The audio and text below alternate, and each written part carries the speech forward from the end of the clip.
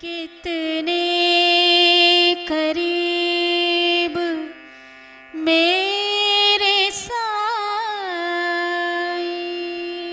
जय साईं राम। कितने करीब मेरे साईं शीर्षक के अंतर्गत साईं भक्त दीदी एक ऐसे साईं दरबार से संबंधित साईं कृपाओं को श्रवण कराएंगी जहां स्वयं साईं आकर विराजे हैं, जहां केवल साईं भक्तगणों को लेकर नौविधा भक्ति का पालन किया जाता है। जय साईं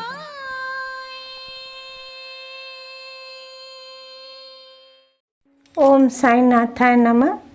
मेरे बाबा के प्रिय भक्तगण जो मेरे देश में हैं, जो विदेशों में हैं, आप सभी को मेरा साईं राम।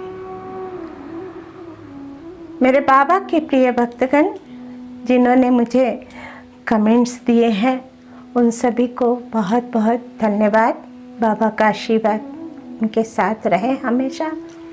और दीपक जी ने जैसे अपने कमेंट्स में मुझे ऊदी की सलाह दी है, तो मैं ये बताना चाहूँगी कि ऊदी तो मैं हर वक्त जब कोई भी बीमार किसी की खबर मुझे मिले या यहाँ पर लोकल कोई बीमार है, तो मैं सबसे पहले ऊदी की सलाह देती हूँ कि ऊदी जल में डालकर, एक चुटकी ऊदी एक चम्मच जल में डालकर या थोड़े से जल में एक चुटकी ऊदी डालकर अवश्य बीमार इंसान को पिलाइए, ये मैं सलाह देती हूँ।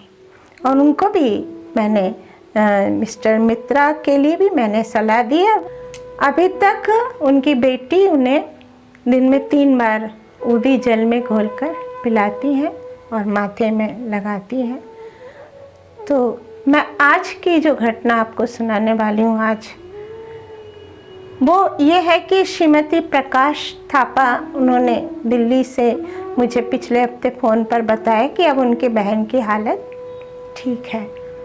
तो वो घटना इस तरह से है कि उनकी छोटी बहन, श्रीमती प्रकाश थापा की छोटी बहन बहुत बीमार हो गई थी। बहुत, उन्हें डबल निमोनिया हो गया था और उनकी हालत बहुत बिगड़ चुकी थी। तो उन्हें एक प्राइवेट अस्पताल में भर्ती किया गया।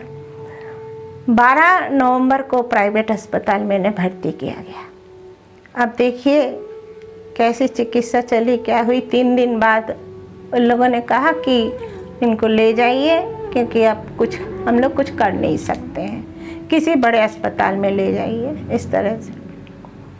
तो यहीं पर 3 दिन में इतने पैसे लग गए थे, इतने रुपए पैसे खर्च हो गए। अब बड़े अस्पताल की कल्पना कैसे की जाए, मगर ले तो जाना ही पड़ेगा, क्योंकि हर किसी को ये आशा रहती है कि शायद ठीक हो जाए।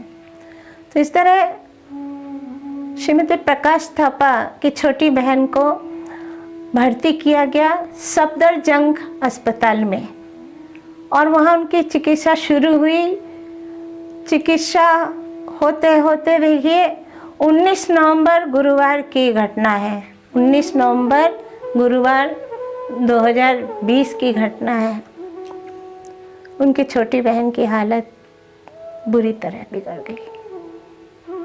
उस दिन चिकित्सकों ने कह दिया कि अब हम कुछ नहीं कर सकते हैं, अब कोई आशा नहीं है जीने की, इस तरह से कह दिया। श्रीमती प्रकाश थापा जैसे ही अपने बहन को देखी, उनके इस हालत को देखकर वो अस्पताल से बाहर चली आई। और बाहर आकर वो इतनी घबरा गई थी बहन के लिए कि वो अस्पताल से बाहर आकर आंखें बंद कर ली और रोते हुए केवल बाबा से प्रार्थना कर रही थी कि बाबा मेरी बहन को बचा लो, बाबा मेरे बहन को बचा लो। प्रिय भक्तगण, आपको ये बता दें कि जब उन्होंने अस्पताल में भर्ती किया था, तो मुझे भी उन्होंने कई बार फ़ोन पर बताया, प्रार्थना करने के लिए कहा, पर वो स्वयं बाबा की ऐसी भक्त हैं कि बाबा उन्हें आवाज़ देते हैं। जब वो अस्पताल से बाहर आई और रोते हुए हाथ जोड़कर बाबा से कहने लगी कि बाबा मेरी बहन को बचा लो, और प्रार्थना करते करते वो ध्यान में आ गई। इतने में वो क्या देखती हैं कि वो शिरडी में है और शिरडी में समाधि मंदिर में बाबा के सामने खड़ी हैं और उन्होंने देखा कि बाबा की मूर्ति से एक रोशनी निकली। वो रोशनी उनके छोटी बहन के दिल में प्रवेश कर गई। ये उन्होंने आंखें बंद हालत में ध्यान में देखा और तुरंत उन्होंने आंखों को खोला क्योंकि उनको परम शांति मिली। एक आशा जागृत हुई कि बहन ठीक हो जाएगी। और फिर जब वो दोबारा अपनी बहन को देखने गई, वही हालत देखकर फिर बहुत बेचैन हो गई, बहुत बेचैन हो गई और वो सीधे घर दौड़ती हुई चली गई। जिस भी साधन से गई हो अपने घर पहुंच गई और घर जाकर स्नान किया। स्नान करने के बाद पूजा पाठ सब करके साईं चरित्र का पाठ किया। उसके बाद वो बाबा के तस्वीर के सामने बैठ गई। हाथ जोड़कर वो केवल रोती रही कि बाबा मेरी बहन को बचा लो। वो कहती रही और आँख बंद करके वो बाबा से प्रार्थना करते करते उन्होंने फिर से देखा कि वो शिरडी में है और समाधि मंदिर में बाबा के सामने खड़ी है। उन्होंने फिर से देखा कि बाबा के सीने से एक रोशनी निकली और जो उसके छोटी बहन के दिल में प्रवेश कर गई। इतना उन्हें आभास होने के बाद कुछ शांति तो मिली, मगर बेचैन तो थी, बहुत बेचैन थी। किसी तरह 19 नवंबर की रात कट गई और 20 नवंबर 2020 उनके पास खबर आई कि उनकी छोटी बहन की हालत खतरे से बाहर है। उन्हें सूचना मिली कि उनकी छोटी बहन की हालत खतरे से बाहर है। ये कितने आश्चर्य की बात है कि एक दिन पहले जिसे चिकित्सकों ने घोषित करी है कि अब कोई आशा नहीं है, अब हम कुछ कर नहीं सकते, वो एक दिन बाद खतरे से बाहर। तो ये बाबा की बहुत बड़ी कृपा। उनको बाबा आभास दे रहे थे, वो समझ रही थी, मगर फिर भी मन तो मानता नहीं है। फिर भी वो बेचैन थी। और देखिए 30 तारीख को 30 नवंबर उनकी बहन घर आई, अपने घर गई। अस्पताल से 30 नवंबर 2020 वो घर पहुंची। ये 30 तारीख बाबा के प्रिय भक्तगण, मैं पहले भी बता चुकी हूँ कि बाबा के भक्तों के साथ जो अच्छी घटनाएं होती है उसमें 3 की संख्या अवश्य आती है, क्योंकि स्वयं बाबा उस संख्या को मानते थे। तो 30 तारीख को वो घर पहुंच गई। अब धीरे धीरे बहन ठीक होंगी, ऐसा चिकित्सकों ने भी बता दिया था कि धीरे धीरे ठीक हो जाएंगी बिल्कुल। पर दूसरी परेशानी आ गई। उनके बहन के घर में वो भी थी, उनकी माताजी भी थी और 3.5 साल की बच्ची, जो उनके छोटी बहन की बच्ची, वो भी थी। और कुल मिलाकर 5 जन थे। उनके पति भी, मतलब छोटी बहन के पति, कुल मिलाकर 5 जन वो लोग थे। और श्रीमती प्रकाश थापा की माँ की तबीयत बिगड़ी। जब उनको दिखाया गया, जांच किया गया, तो कोरोना निकला। आप सब घबरा गए कि एक मुसीबत टलते न टलते दूसरी मुसीबत आ गई। तो एक कमरे में माँ को रहने दिया। श्रीमती प्रकाश थापा भोजन पकाती थी, क्योंकि बहन की भी देखभाल करनी है, माँ की भी, तो स्वयं भोजन माँ तक पहुँचाती थी और जो भी सामग्री सब वो खुद माँ तक पहुँचाती थी। और बाबा की ऐसी कृपा थी कि चिकित्सक घर में आकर माँ को देख रहे थे, और तो और नर्स भी उनके घर में रहने लगी। ये बहुत बड़ी कृपा थी, क्योंकि अभी तक हम जितने भी घटना सुनते थे कोरोना का, ना अड़ोस पड़ोस, चिकित्सक, नर्स, कोई नहीं आना चाहता। तो ये बाबा की कृपा थी कि सब आए। और 14 दिन बाद उनकी माँ ठीक हो गई, क्योंकि सबकी जांच की गई। माँ की, उन लोगों की, कुल 5 जनों की कोरोना जांच की गई तो सबका नेगेटिव आया। आप देखिए, उसी घर में एक जन को कोरोना, मगर और किसी को कोरोना नहीं हुआ। माँ भी ठीक हो गई, सब ठीक।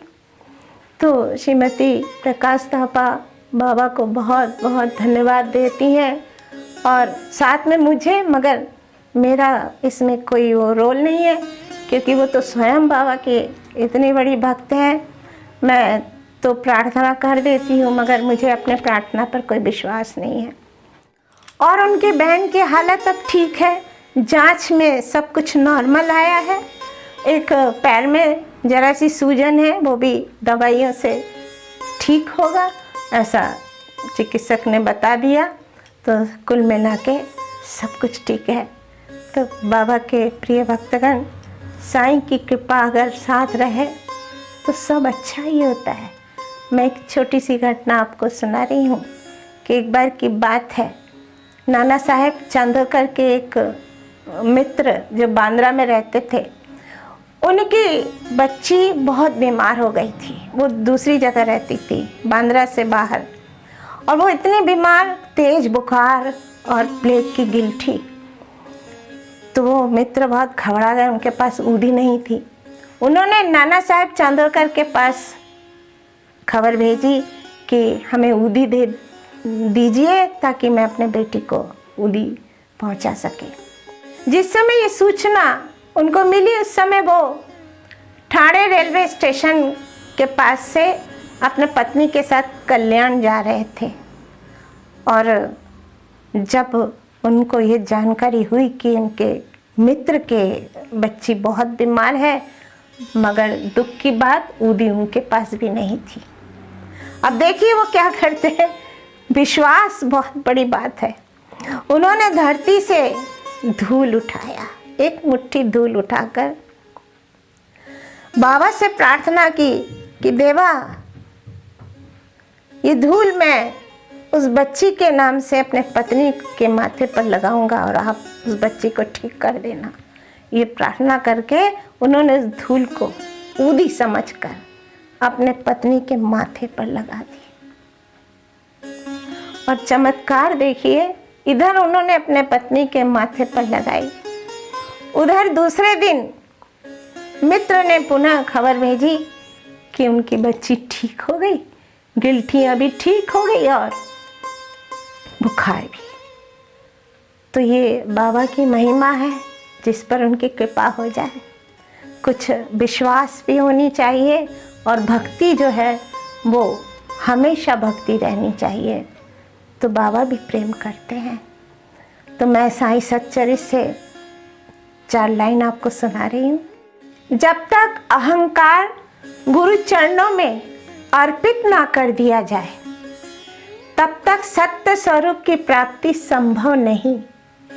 यदि हम निराभिमान हो जाए तो सफलता प्राप्त होना निश्चित है। अध्याय 24।